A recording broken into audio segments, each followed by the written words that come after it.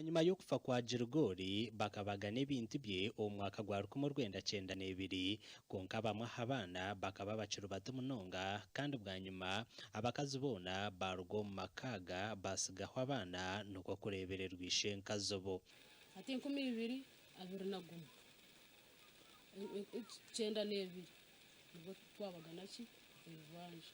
nuko mukubaga n'ibivanje abana bamwe bakabatakise imyaka 18 icyo rugo bakaza kukibaganisa umukuru na n'umuto bayanga ngureka ngutonane cyanjye utonane kitabana ngwabo ni bamaraya tibini munyina kari maraya utubaka twata kabajurize na Dominique ubwenge bwabo uba bufire burimo bafata ndi kukimanya ahubwo nyina wabo akagenda buryo bwana buto kandi Dominique kayine myaka kamukaga kubaga umuntu abenda aje futahiriza kirenga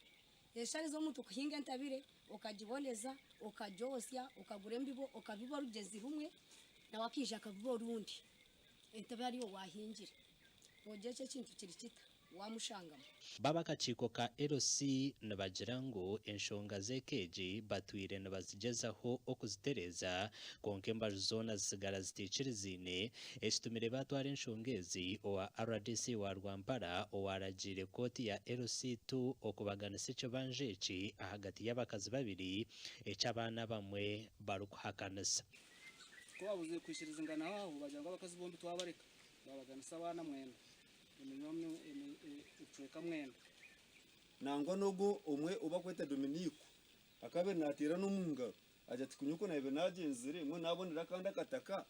kana akabonere timarwa no kugagenda bene nkubehera nabahara babo bakubehera kugira ngo kacyaro ukatemu buru nabona kubeherera wono buru bwaryare naryare uwo mukikuru orukujinanwa nagera ngo bwanyuma yo kuza umubeberagiro ecyo banja ecyo rukugambwaho bakacibagana